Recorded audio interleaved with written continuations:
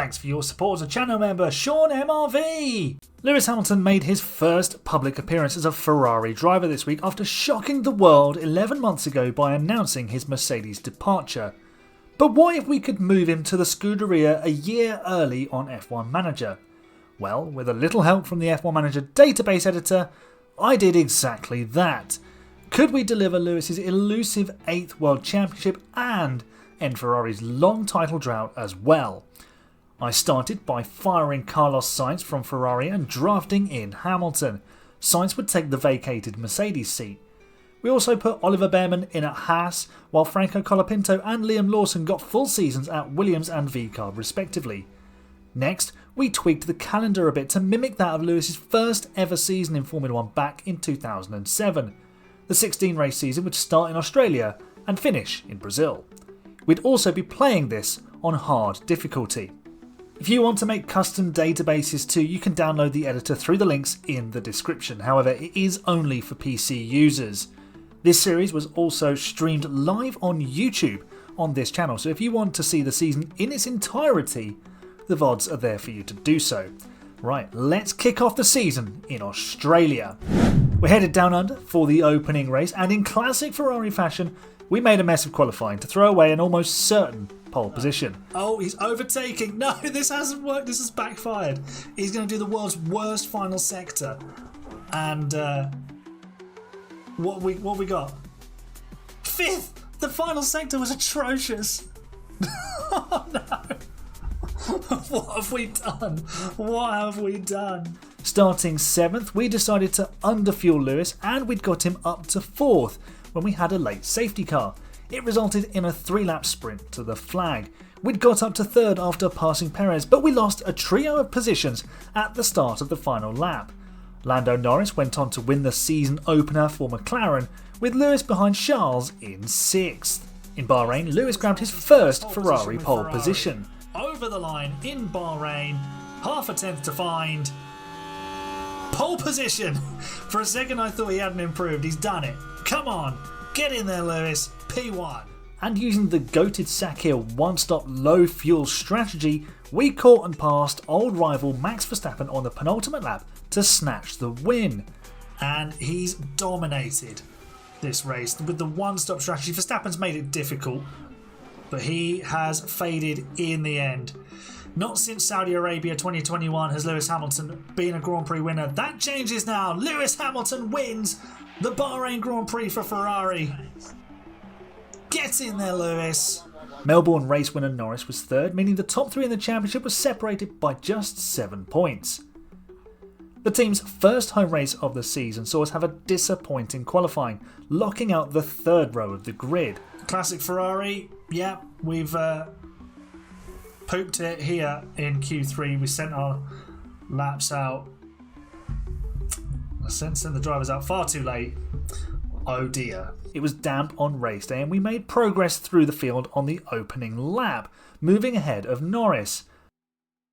A safety car was called on lap 16 as Piastri was eliminated for the race, but its timing meant we couldn't box without losing a lot of ground, so we stayed out, with the possibility of slicks later on in the race. As the race progressed, however, we lost places to Norris and Perez, and I chose to box both of our drivers on lap 44 for fresh intermediates. Hamilton passed Sainz and the absence of Stroll and Alonso, but he failed to catch former teammate Russell for 4th place on the final lap. Our strategy gamble had not paid off, as Verstappen, who did pit under the safety car, finished 3rd. Norris took his 2nd win of the season.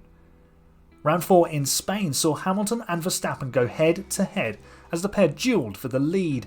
Verstappen got an undercut on us and gained several seconds on Lewis. The Dutchman's lead grew to more than 8 seconds as we battled with his teammate Perez.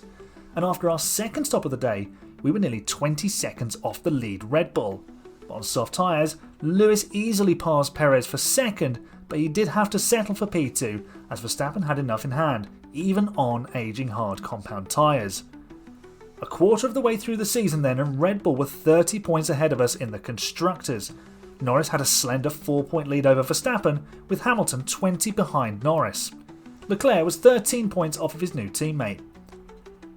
In Monaco, Lewis took a magnificent pole position with Perez lining up alongside him. 2 tenths up. Obviously he's got the upgrades, so he will go faster. Leclerc 14.8 to set the benchmark. Hamilton 3 and a bit tenths quicker. Lewis Hamilton, pole position, P1! We decided to 2-stop the race and Lewis built a strong early lead of 10 seconds to Verstappen. He held the lead after his first stop, just ahead of Perez. Verstappen jumped his teammate with an undercut onto hard tyres, and a slow stop meant Lewis needed to pass both Red Bulls to win the race.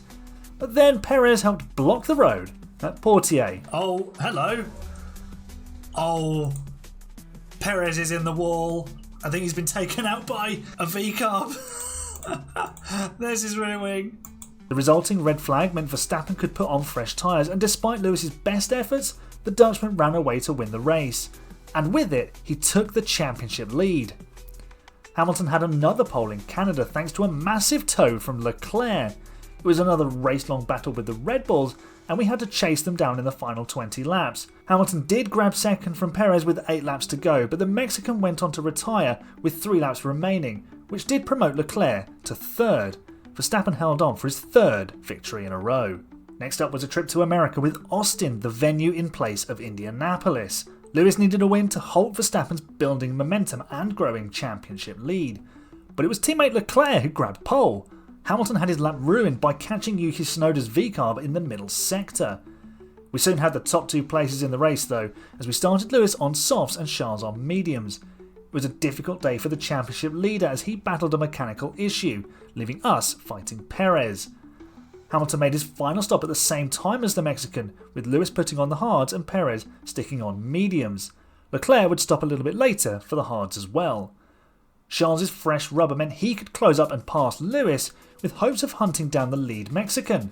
He duly passed the Red Bull on lap 51 before a virtual safety car slowed everything down. Here's how the closing stages played out. Right, here we go. VSC ending. Ending now. Let's go. And push. DRS enable. Come on, Lewis. Close this gap. He's coming. Penultimate lap. We need Leclerc to back him up. We need him to be really super slow. But also, we needed to avoid that. Oh my god, he's tearing off into the distance. Okay. Attack. We need to still win the race, obviously. Right, high overtake aggression. Incoming. For both drivers. Lewis has no battery, but we can harvest that into turn 1. Here comes Leclerc, passing Perez, who's now in that puncture zone on his tyres. Can he get back in before the DRS zone? Looks like he will, and Perez won't have it, crucially.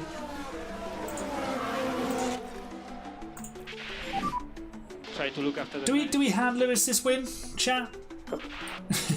Leclerc's been brilliant. We're going to get Lewis to P2 because Perez has got no tyres. Good one, Red Bull. Good strategy. It's going to be a formation finish across the line. We do.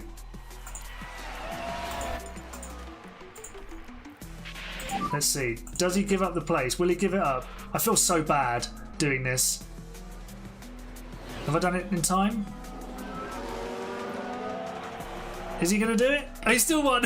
It was too late. Charles Leclerc wins the race. But Forza Ferrari, we've won. It's a 1-2. And that is good points gained for Lewis in the World Championship. Charles Leclerc gets his season properly off and running with a victory. Halfway through the season then, and Lewis found himself 23 points behind championship leader Verstappen. Ferrari now led the way in the Constructors, as Charles had delivered 93 points so far. Before we crack on with the second half of the season, make sure you check out the AHGP Discord server. We chat F1, football, and you can share your saves on F1 Manager as well. It's a growing community. Hit the link in the description to join us. Now then, back to Lewis at Ferrari. After the Texas win, we chose to make a very important signing as Peter Bonington joined us from Mercedes. He would be partnering with Lewis Hamilton, obviously. Qualifying in Austria saw a shock mistake from Lewis. Oh no, he's crashed on his in-lap. Oh no. Oh. Sorry, guys. Is he going again? Yeah, he is. What's he damaged? Front wing, chassis. Oh no. It meant Leclerc was our hope for pole, which he duly delivered thanks to a tow from Verstappen's Red Bull. It was a soggy affair in Spielberg on race day, and Hamilton made immediate progress, passing both Red Bulls on the opening lap. We soon caught him up to Leclerc, who he passed, and in true Lewis fashion, he went on to dominate the wet race. He also scooped the fastest lap in another Ferrari 1-2, as Verstappen struggled to fourth. For Lewis's home race though, I made a horrendous error, forgetting to swap out practice engine components for qualifying. Switching them back meant we would start both cars from the pit lane. Right. Oh no. Oh dear. I've made a horrendous mistake. I've made a terrible, terrible error. No, it's saving the game. No, no. Oh, we've got the old parts. No, no. Oh no. What's the situation with Lewis's? Oh, it's horrendous. Why do you always do this? I just don't concentrate. Oh, right. Hello, pit lane. Where's it? There they go. There goes everybody else. It took us 13 laps to get Lewis into the points on our recovery drive. In his pursuit for the lead, Verstappen made an error, handing his teammate the advantage. We made a crucial pass in the pit lane on Lando Norris as we jumped him with a quicker pit stop. And with 3 laps remaining, we managed to get Lewis up to second, passing Perez, but Verstappen had built himself a cushion to win the race. Lewis returned to form in Hungary, grabbing a sensational pole position in the wet. Only Verstappen could get close to his time. The Dutchman grabbed the lead on lap 12 and tore away before he made an earlier pit stop. As we stayed out, Verstappen made up all of his lost time and repassed us for the lead. And for much of the race, it looked like the Red Bull strategy was going to pay off. But then Carlos Sainz crashed. And then... oh, VSC, hello. Let's bring them both in. Virtual safety car deployed. Both of them are coming in. Perfect. That's Verstappen ahead as well. This could be huge. Sainz has crashed. He's doing his old mates at Ferrari a favour. Was he? He must have been sort of just ahead of us. Oh, that's a huge impact for Carlos Sainz. Crashed twice. You did crash. Verstappen stayed out and it looked like we were about to gain a big advantage. But then the race changed again. VSC ending. The VSC is ending. We've saved all of our fuel. Let's get the tyres up to temperature. Verstappen, we are coming to get you. Green flags are out. Here we go. What is the gap? He's in the middle sector. It's oh my god. Charles, what have you done? Charles, what have you done? Oh dear.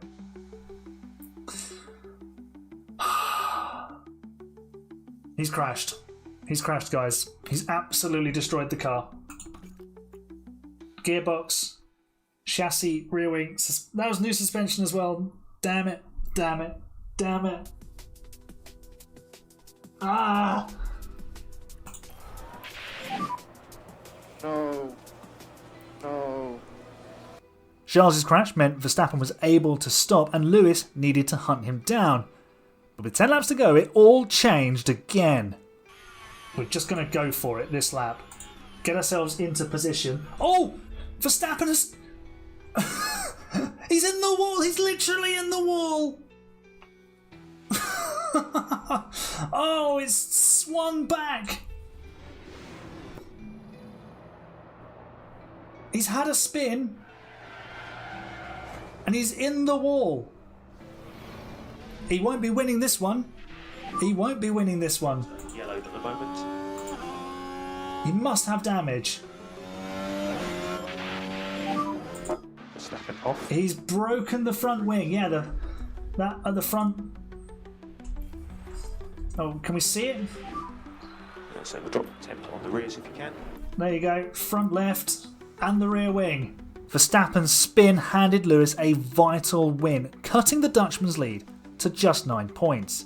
Qualifying in Zandvoort threw up another surprise. Oh, Verstappen's crashed at his home race. Maybe because he couldn't see because of all the orange smoke, and he's gone into the wall again. They're going to be using the dodgy rear wing. He was actually purple. Yep. Red Bull rear wing hacks again.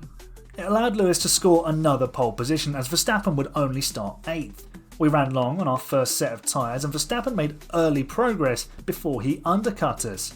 The Dutchman also passed his teammate for the lead. And despite us switching Lewis to a 3-stopper, Verstappen beat Lewis to the win. The Red Bull driver's lead was now 15 points. We headed to Spa next and we used Leclerc tactically in qualifying. Where is the Dutchman? He's coming across the line now, well, into the final corners.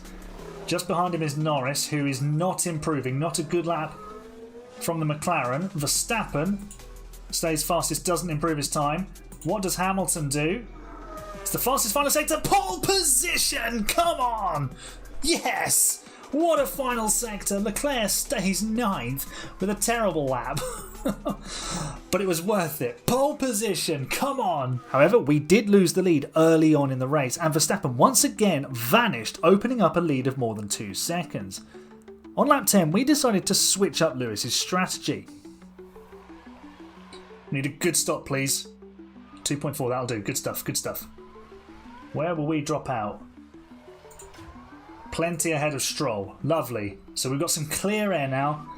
We made some quick progress, passing Piastri and Perez before a virtual safety car was deployed. Tsunoda had crashed out, which had the cameraman in a bit of a pickle. Throw it at the ball and, well, behind the trees, his car is in tatters. How bad is the damage? We either get trees or a super close-up. It handed Verstappen and Norris a free stop, with Leclerc able to jump ahead of Lewis. But the race changed again on lap 21. And he's passed him already. Oh!